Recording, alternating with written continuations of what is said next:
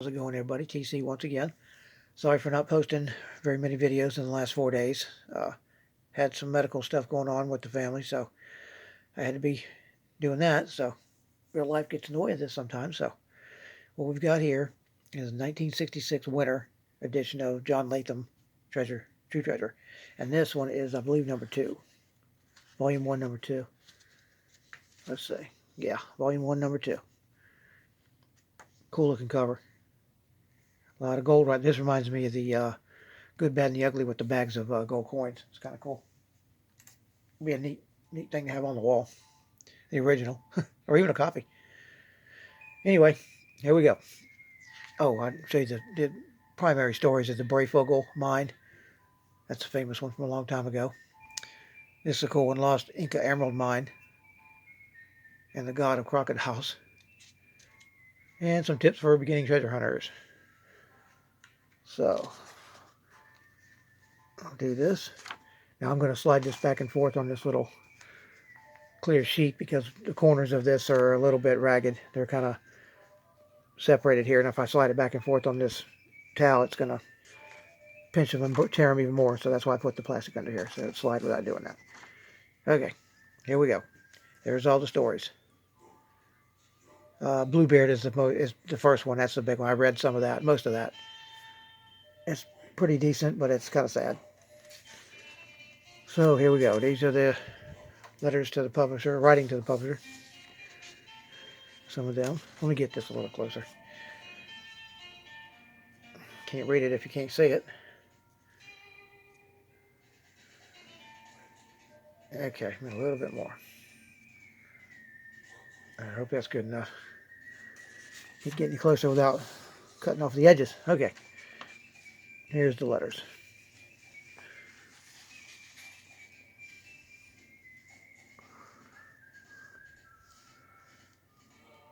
And a little cartoon there. A big metal detector ad. Santa. It's a winter edition here. Okay, here's some more of the letters. I always like reading the letters. I don't think I did on this one yet.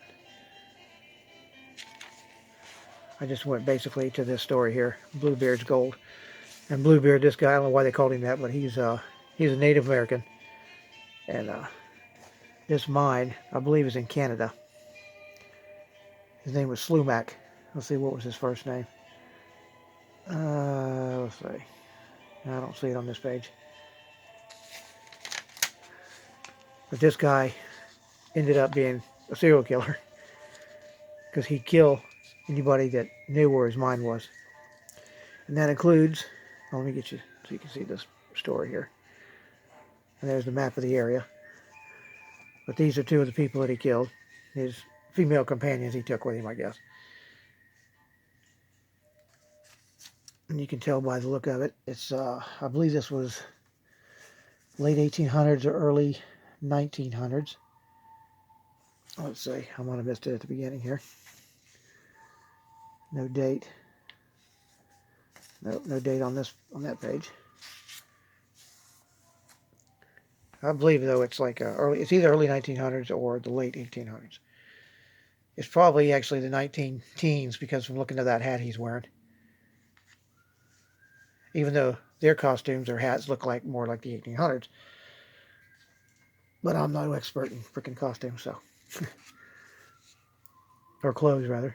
Here's a shot of the big lake that's around the area that the mine is located. Here's an overhead shot of it. Old satellite shot. Probably late 60s, or late 70s, late 50s, early 60s. That's a satellite shot right there. Because the book is 66, so. That's more of the story. Lost Creek Mine. Alright. Some more text. Hopefully it's focused where you can check it out. Here's some more text. And a picture. Charles Morgan. He sought the Bluebeard's gold for a long time, it says. And that looks like it's probably the 30s, early 40s, that picture. Okay, that's the end of that story. Not sure what this one is. I didn't read it. Treasure everyone knows. Not really sure about Stagecoach Gold, I believe. Yeah, it's in Texas. So, hold up, guys. And a bunch. This is the author, I think, went to check this out. The author of this issue.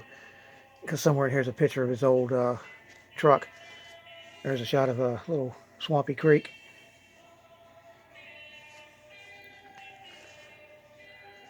Some more text. Hope you can see that. Here's another page. These little girls are looking at a hole that somebody dug looking for the treasure. And this is in Frost, Texas, it says. Kate Sims' house in Frost, Texas. Kate claims to have located a major portion of Jean Lafitte's treasure. But we couldn't get it out. Quicksand. Oh, that's a bummer. That sounds like a similar story here in Florida in, where was that? Augustine, St. Augustine. Except it's actually it's half spring, half quicksand, basically. That story. Okay, this is Phantom Gold of Inos Saline Valley. This is in California. Cool picture there. Looks like a dried up pond. Oh, it says this is one of the string of hot pools where Indians brought Alex Ramey to recuperate after his ordeal in the desert. Yeah, you find that with a lot of these stories. A guy will come limping in town or into a settlement somewhere with a pocket full of nuggets or something. And even if he lives, he ends up never to be able to find it again.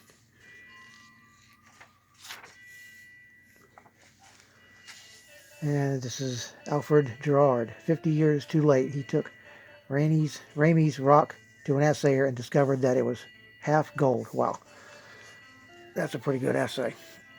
I'd say that's probably worth. Well, back then I don't know what gold was, but now it's I'd say probably half solid. Probably about 3 or 4 ounces per ton, maybe more. That's a lot of money because a ton is not much. Basically, a ton of ground and rock is, well, of earth and pebbles is basically the size of a small bucket on a bulldozer. That's about a ton, maybe 2, depending on how big the bucket is. So you figure 2 or 3 ounces in that of gold is a lot. That's rich, really rich, especially now, considering it's almost, well, probably close to 2,000 an ounce. Okay, here's the rest of it. Here's another shot of it. Pretty bad looking area. And the other page. Okay. Here's some more shots of it, of the area. Pretty cool. That's done by the author. And here's that picture I was talking about, the author in his old camper truck. It's pretty cool. We'll see one of them no more. Okay, what's next? The Breyfogle Mine. This is a famous one here. And you can see this guy here. It's another one of them deals where the guy finds something, barely makes it out alive, and then he ends up not being able to get back.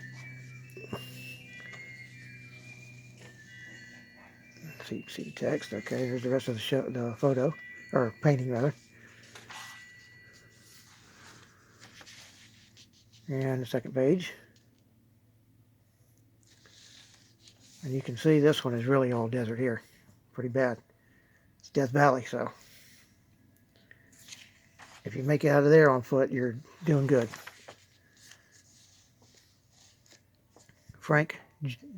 J. Frank Dobie. Huh. Here's the other text. And a little cartoon. Here's another ad for metal detectors.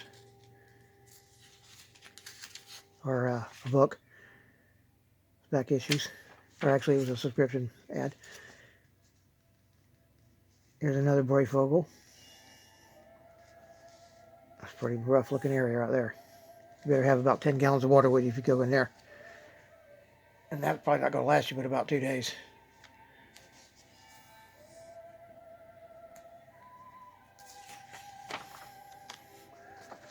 There's a cool little mission or whatever, monument. Scotty's Castle in forbidding Death Valley. Richly decorated mansion, supposedly the home of the late Death Valley Scotty, was built as a tourist attraction by a wealthy insurance man. Scotty fronted for the operation but never lived in the castle. He occupied an unpretentious cabin on the castle grounds, right? Death Valley Scotty right there. And here's the other page and a map showing the area. Okay. Next. Oh, some more of this one still. Okay. More Death Valley. Black Mountains. Wow.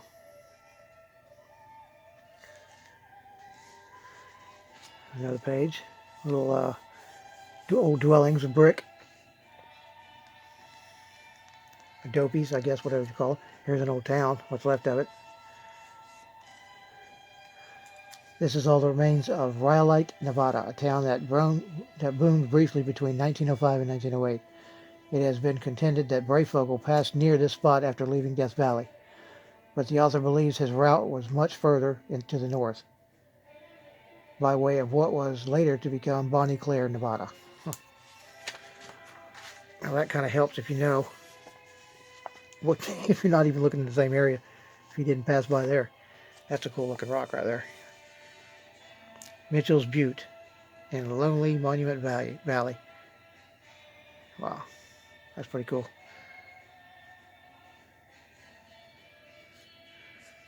Silent Witnesses. I'm not sure about this one. I don't know what this story's about. It's somewhere around Colorado, it says. East of Colorado. Huh. Oh, I'll show the other page. Okay. That was a short one. Here's the Los Inca Emerald Mine and the Gods of Crocodiles.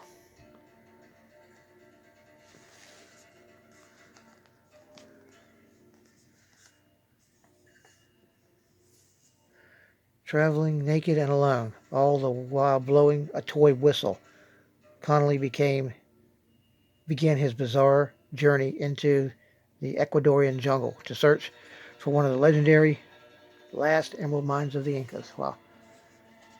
Let's see, what was his name? Stuart Connolly. Okay, 1924. They probably thought he was nuts. Wait a minute, that can't be all. I must have skipped a page, no? Okay, there it is. I got confused with the ads or the cartoons on this page. There's usually between 6 and 8 of these cartoons scattered throughout each book.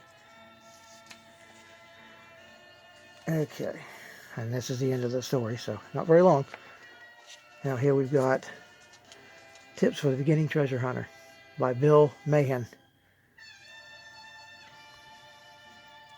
He's in Texas, Padre Island, Texas, looking for Spanish gold. Probably from a shipwreck, more than likely. And here's some more. These are just random pictures he's probably taken. Different areas. Old shack. Telling you how to look and where to look for stuff. Old buildings.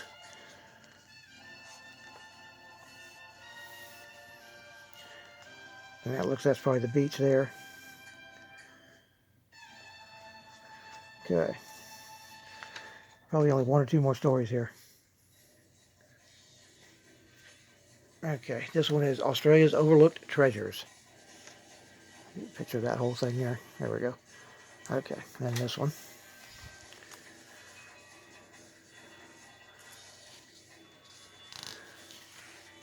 And there seems to be quite a bit of gold in Australia, not just native.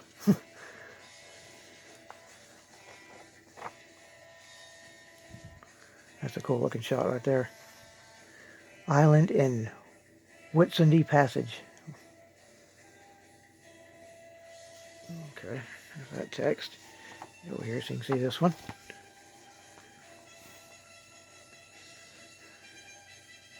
That's pretty neat. That's a good shot right there. Almost looks like the Old West. And got some jaggedy cliffs there. No telling what you could find come out of that. Probably a bunch of fossils. Oh, here we go. John Dillinger. John Dillinger. Buried 200,000 at Little Bohemia. Yeah, I remember seeing this or reading this story a long time ago. That's right before he got killed. Not long before he got killed. They stayed out in this place. Hung out, him and his, whoever was with him, I don't remember now. He supposedly stashed, I think it was a suitcase full of jewels and money in somewhere in that little park. It's now a park now, I think. So good luck trying to find that. If you can't dig in parks. Not even for mini balls from the Civil War. Which is really stupid, if you ask me. Because if the park's not going to dig them up and look for them, then all they're going to do is rot away. All the belt buckles and all that kind of stuff. So, I don't know. Really stupid, in my opinion.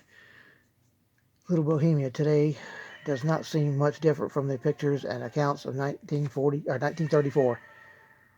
If Dillinger actually buried a suitcase full of money during his escape, it may still be there. Yeah. Problem is, you don't think it'd be worth anything. It'd be the jewelry, because the money'd be long gone. Probably the suitcase too. Even leather rots away after that many years. That's almost 100 years now.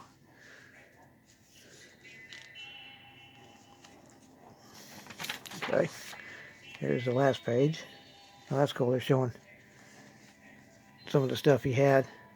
The type of example of what the suitcases would have been.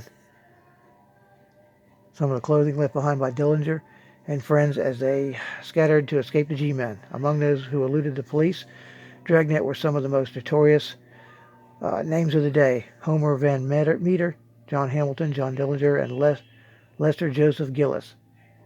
All alias Babyface Nelson. Yeah, I don't think Machine Gun Kelly was with him. That was a different, that was in New York, I think.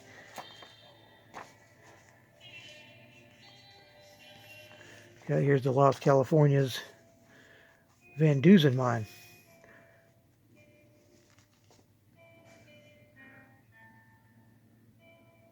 So this guy was a partner of this guy. Where was this at? California, yeah, it's in Van Dusen Canyon. Don't know where that's at.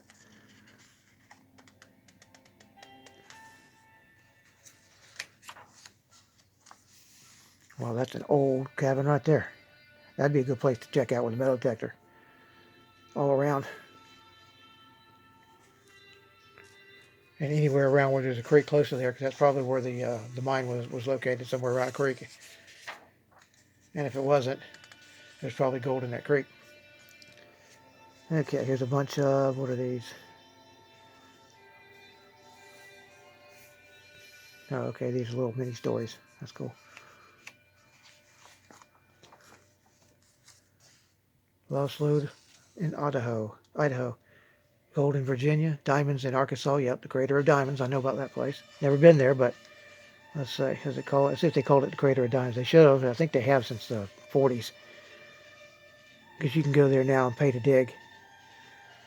40 carat Uncle Sam diamond, the largest ever found in North America, was found there. Wow.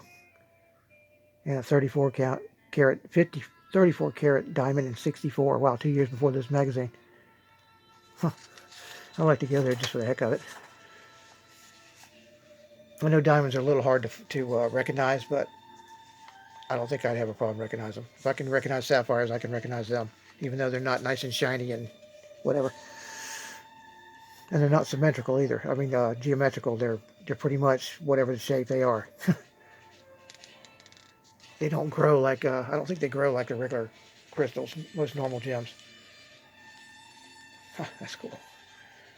Cartoon.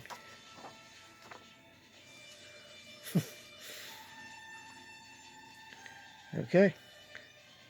That's it. There's the back cover. Hope you all enjoyed that.